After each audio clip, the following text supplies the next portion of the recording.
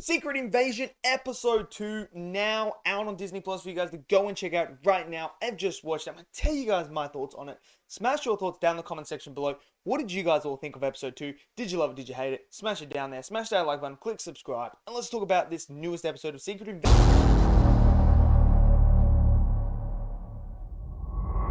Okay, so Episode 2 of Secret Invasion is now officially out for everyone to go and watch. I really enjoyed the first episode. I thought it didn't feel like the Marvel formula.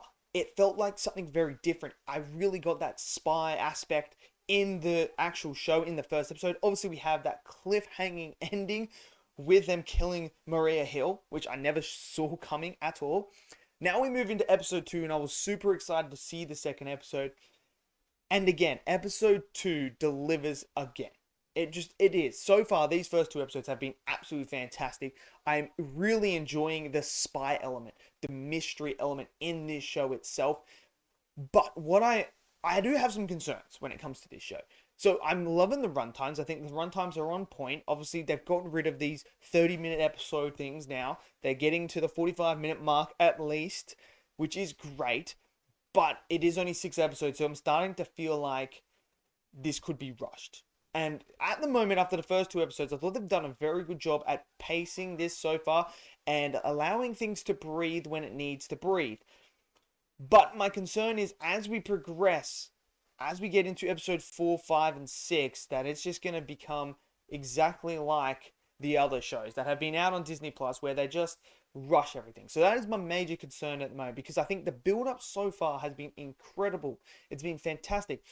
And in this episode, we obviously see Talos and Nick Fury have a little bit of a falling out here when Talos explains what the situation is with the Skrulls and how many Skrulls are actually on Earth.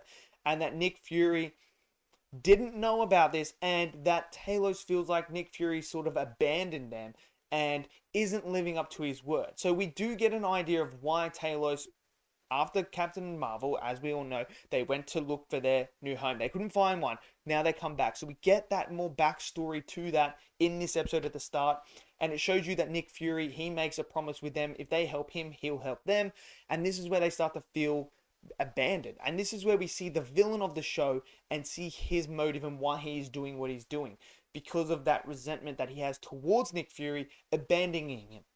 And that's what I love. And that's what makes Garrick such a good villain at this point in time, is he has a motive. I understand why he's doing it. And he feels like the generations before him for the Skrulls have failed. They've failed to keep them alive, failed to protect their home. And now it's his chance to do that. Obviously, they all believed in Nick Fury, and Nick Fury didn't live up to his word. So he is now going to take it upon himself to deliver that promise himself. Really, really good. And he has somehow wrapped in Talos' daughter into helping him as well, which I think it's just an absolutely fantastic story so far, and I'm really enjoying it. Another thing that gets a reveal in here that I was thinking, maybe would they do this in this one, or would they save it for later on? But it seems like there's little hints throughout the episode that are hinting towards a certain thing that Garrick is trying to do. And the question is posed in here as well about getting the Avengers to come and help, like calling them up. Nick Fury answers that and says, look, if we bring the Avengers in, basically, to Rhodes, he goes, if we go get them, we bring them in. That allows everyone, like the Skrulls, a chance to take their identity and cause even more drama, being them, and actually causing a situation to where the Avengers are seen as the villains. So that's why the Avengers aren't coming in. That's why Nick Fury doesn't want to call Spider-Man. He doesn't want to call Thor. He doesn't want to call everyone and bring the crew in to stop this because of that thing. So I thought that was a clever way to write the Avengers out, because when it comes to a shared cinematic universe, having high-powered beings like this, it does always pose that question: is where are they? Why aren't they helping this superhero? Why aren't they helping this situation?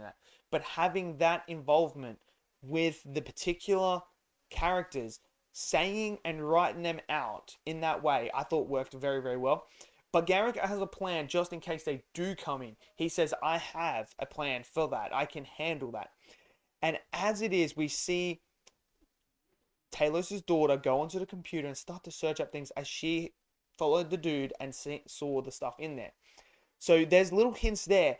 And then towards the end, when we see Olivia Colman's character come in and interrogate old mate in a scene that is absolutely brutal, like the fact that she's boiling his blood from the inside is absolutely terrifying. I could just, oh man, listening to it, the pain, I could feel that pain. That was just, oh, it was, the visually, it was absolutely stunning. It really was. This is definitely one of the best looking of the Disney Plus shows so far in the Marvel catalog. Like it is. It looks good. It looks like they're actually shooting with practical effects and on location and that. It doesn't look like it's all green screened, everything like that, which is a win at this point in time.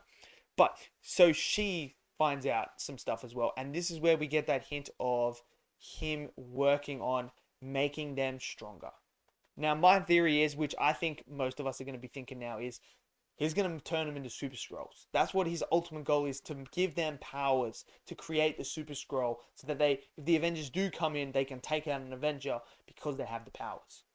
And then obviously we get that cliffhanging ending again when Nick Fury comes home and his wife's a Skrull. Now, whether or not he knows or not, I don't think he knows. I'm under the impression he doesn't know. He might know. I guess we'll find out in the next episode, but I don't think he knows that.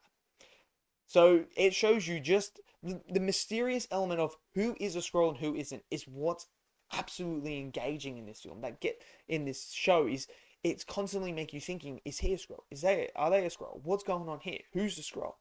And I love that aspect. I love the spy espionage feel of this as well. The humor. It's not overloaded with humor like Love and Thunder, like Ant-Man Quantumania. It's not filled with that humor. It feels like that they actually took care so far in this show and delivered 2 fantastic episodes.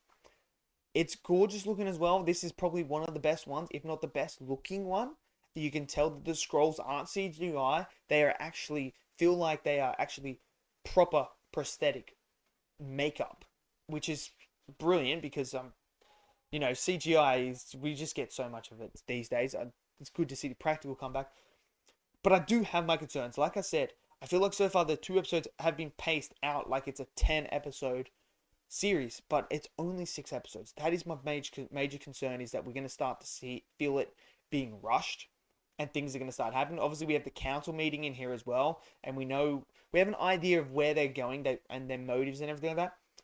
But I am concerned that it's going to get rushed, and I don't want it to feel rushed. I really don't, because they've had such a good start. I don't want them to flop it. So let me know your thoughts down below. Did you like episode 2? Did you like it more than episode 1? Let me know. Smash that like button, click subscribe, and I'll see you guys next video. Until then, stay safe. Peace out.